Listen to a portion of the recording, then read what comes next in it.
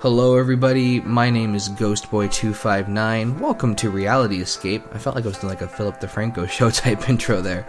But this is Quick Game, Quick Thoughts, where I play a free game, a mobile browser flash game for roughly an hour or two, and then give you guys my unscripted thoughts, try to break it down.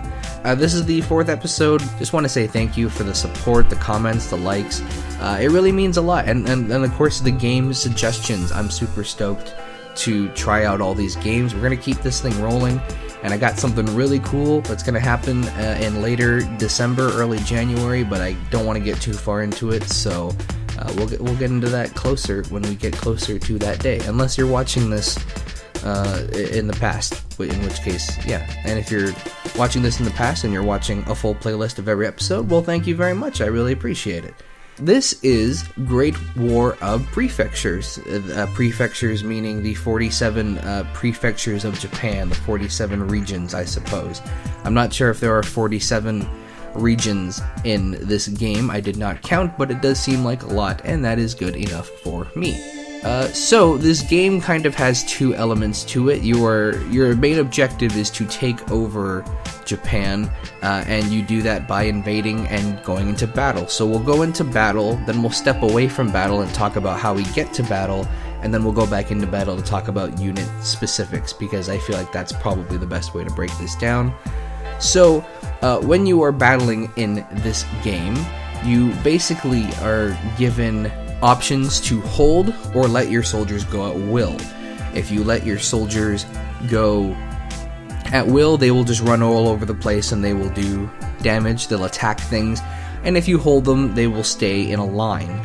So if you have like a lot of archers or something and you don't want them to go forward, or you have, like, there are these units that don't attack but they hold shields, you can have them go up and then the archers shoot them and stay behind.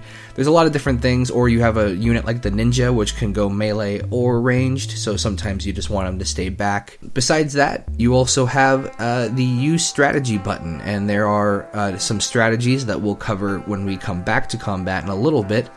There's also a timer at the top. I find the timer hardly becomes relevant. When I played, I think I played for about an hour and 25 hour and a half.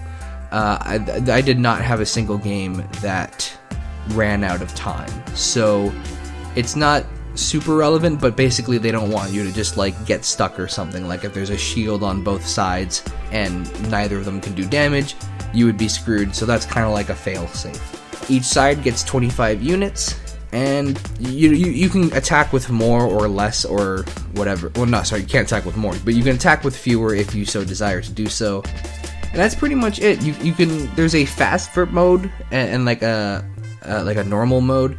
So the normal mode does take a long time, and sometimes it's like agonizingly long, which is why I generally play faster up, except if you're playing faster up, then sometimes the battle will have started and you'll be attacked before you even have a chance to tell your units what to do, in which case I like to pause and then kind of set everything up before I move forward, which is an option.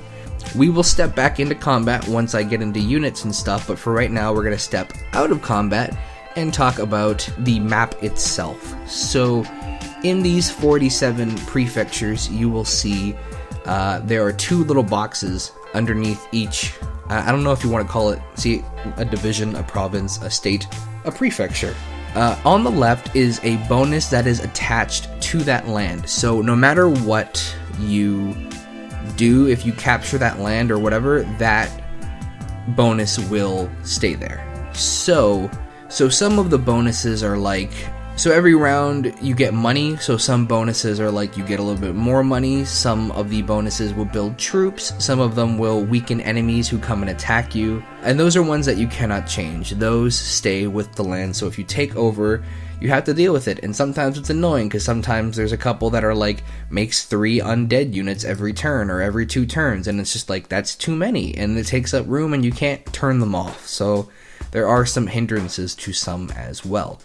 On the right, however, you have 10 different options of things that you can put in there. And those 10 things will affect how you kind of play this game. You have the Soldier Laboratory, which we'll get into as soon as we're done this little bit. The Strategy Laboratory, which we'll get into as soon as we're done the Soldier bit. A barricade, which just puts a line of walls in between the battlefield that the enemies have to get through before they get through to your units. So an example of when holding your units would be good is if they're trying to attack the wall, you keep your guys held behind the wall, such on and so forth. You have the cannons that you can place, which will allow you to attack enemy invaders with your cannons. You can't like set it or do anything with it, but they're on the field and they do some damage. You have the hospital, which heals life points while you're being attacked. So if someone is attacking you, your units are kind of constantly healing. You have the covering fire, which if you are invading someone with that area, then you will actually get a little bit of a bonus. I don't know if it's quite like the cannons. They don't actually like physically appear as far as I'm aware. I haven't actually used that one. You have the prison camp, so if someone is attacking you and you kill a unit, you actually get money per unit that you kill. You have the graveyard, which creates 2 skeletons per day, and the skeletons are the weakest unit, but you can get a lot of them very quickly.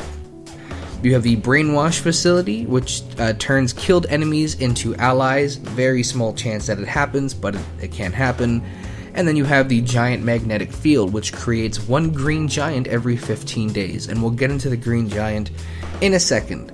So, the way this game works is you basically have 2 modes of research, as you can see kind of on the right side of the screen there, and they have a number of stars. You automatically have 1 star for soldiers and 1 star for strategies, no matter what.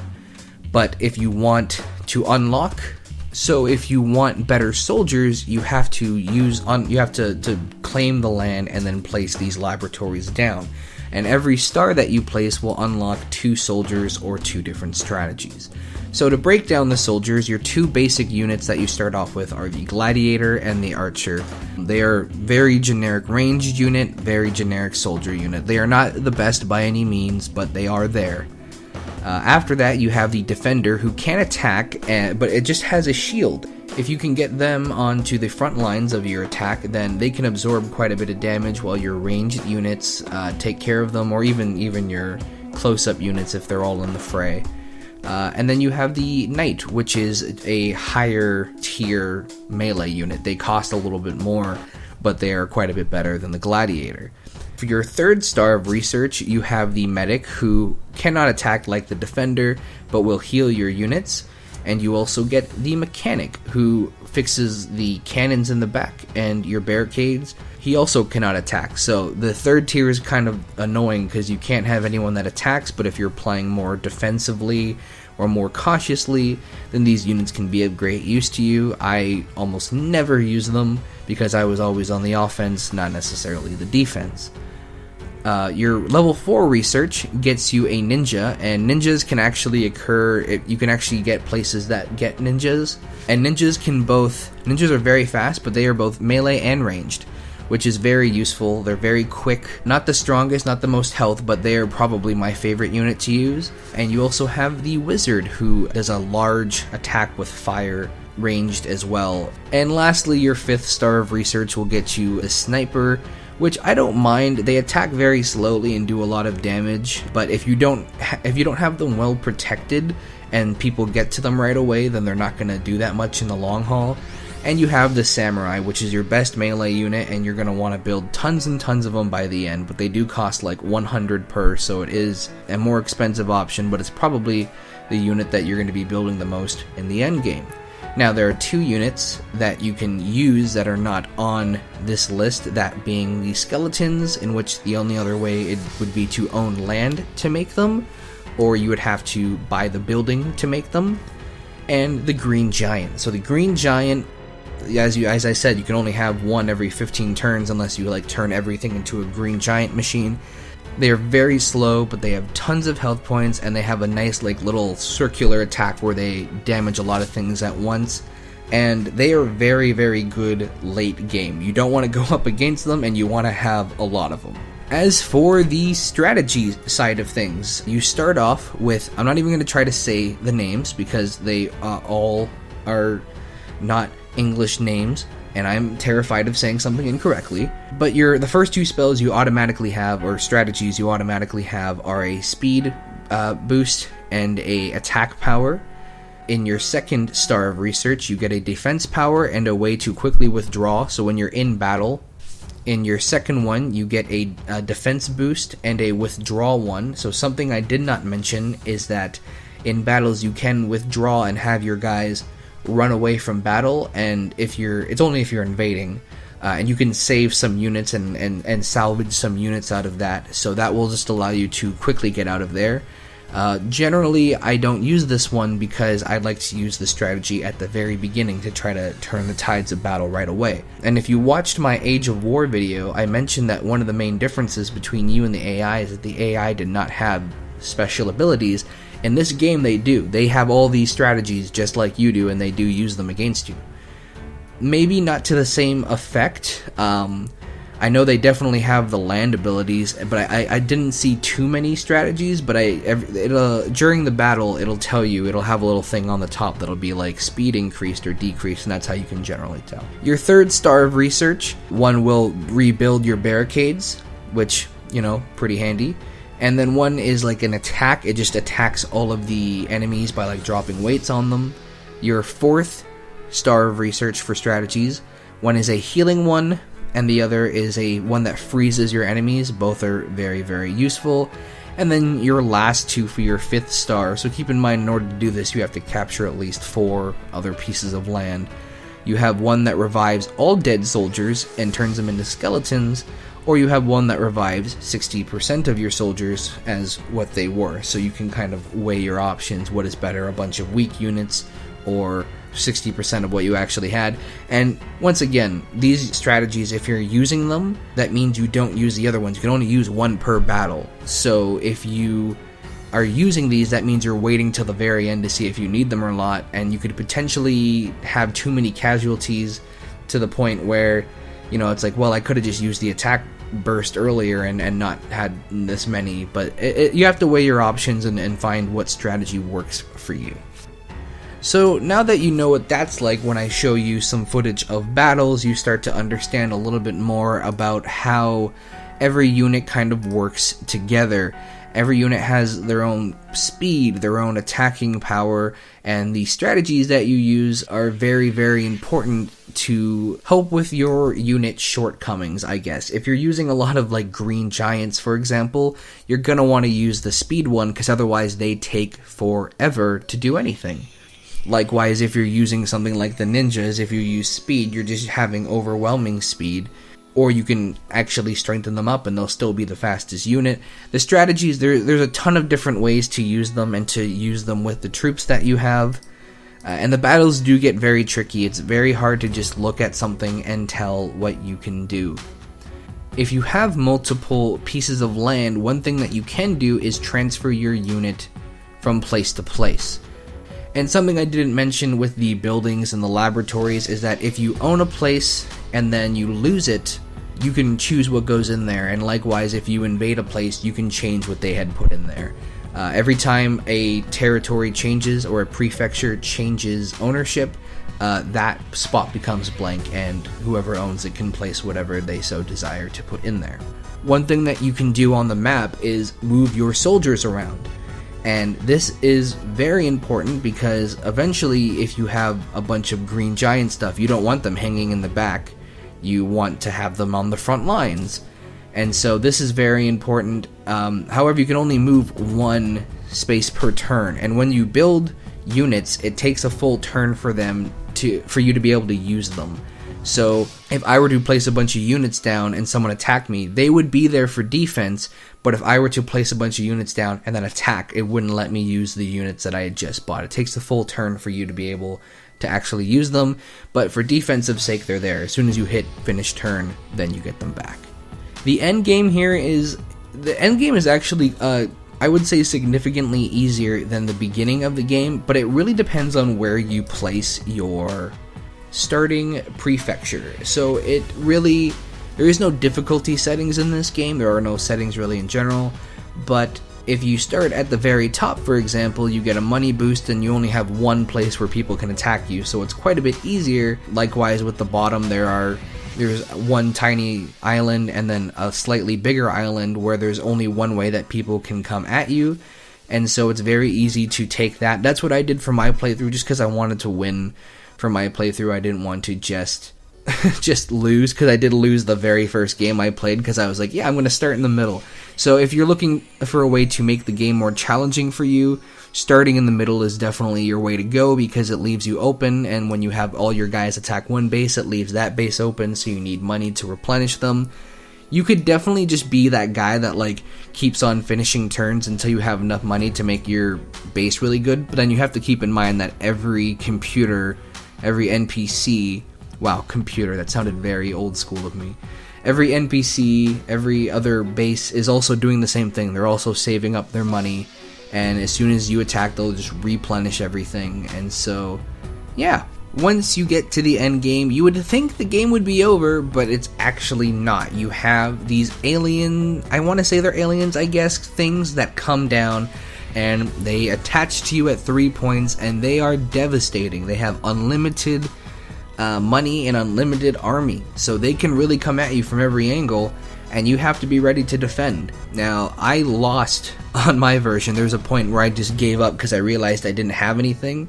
I think my biggest downfall was that I didn't have enough green giants, and my production was too slow, to the point that they were going to take me over before I had a chance to really build up an army. You only have so many entry points to go at them, and so every time you lose a territory, it's like it takes a long time to get back up. And so if you're playing this and you know that's coming, you can kind of better prepare for it and kind of get your armies, because if you're not quite prepared for that, once you take over the entire map, you're just like, oh, that's it, we're done, and you don't bother moving the rest of your units into a usable place. You just kind of leave them hanging there. But if you know that these things are coming, you can corner the last enemy into an area where he can't do anything, and then make sure literally every space is built up with a decent army so that you can fight these aliens. From what it seems in comments I've seen around, not many people can beat the aliens. I'm not saying it's impossible, but if you have, you probably know some strats. You probably played this before. You probably practiced before. Nothing wrong with that. I'm just saying that it is quite a challenge, and if you're prepared for it, it's a lot easier. If you're not prepared for it like I was, I mean, you're watching the clips right now, I just got crushed, and I tried to hold on for as long as I could, just couldn't do it, didn't have enough money to get samurais, and that was the end of my reign, and then aliens took over. But that is all I really have to say about, that's it for the breakdown of Great War Prefectures. I really like this game. I'd love to see this game come back, and maybe some people do some kind of challenges with it, like what's the least amount of turns that you can win the game in. You know, with the weakest army, take one unit and say you can't use that, and then beat the game. I think there's a lot of cool ways that you can make this playable with multiple people. I think this is a really fun, it's just like a fun time waster. I think one game takes like roughly an hour and a bit. Like I said, I lost my last battle. If that went on, maybe an hour and a half, somewhere in that range. I had a lot of fun with it. I was terrible when I was younger at it, so to go back and kind of understand it a little bit more when I'm older and realize that I'm just as terrible was pretty fun. Maybe one day I'll go back and play it and actually prepare for that final alien thing. I'm sure you could look up strats and people beating the final boss, but I just didn't have an extra hour and a half to play and set up for it. Otherwise, I would probably try that. But let me know what you think. If you haven't played this game before, as always, I always leave links in the description, and I encourage you to play these games while they're still around. So if you have played Great War Prefectures before, let me know what you think, and if you haven't, go play it and then come back and let me know what you think. I would really appreciate that, because it's all about a conversation here. I like hearing what you guys have to say. And thank you once again for watching. If you want to recommend games in the comments, you can leave them down below. I said this before, but I have a very, very long list now. So if you have commented several weeks in a row and I have not gotten to your game yet, I can only do one game a week. It's going to take a while, but I don't want to run out of ideas by just shooting them all out at once, like one day or something like that, because that would be ridiculous. And who can make one video every single day? Let's be honest, guys. But that's it for this one. You can follow me on Twitter at ghostboy259 if you want to message me directly. If you want to support the channel, there are some links down below, like Twitter links and Ko-Fi links or coffee links. I don't know how you say it, whatever. All down there, but As usual, if you're watching this, you are supporting me. I am incredibly thankful. Thank you so much, guys. I hope you have a great rest of the week. We're almost there to the weekend. Well, if you're watching this at 10 a.m. Pacific Standard Time when it comes out, then you got 3 days left till the weekend, but you can do it. I believe in you. Hope you have a great rest of the week, my friends, and I will see you next week for another game. Until then, guys.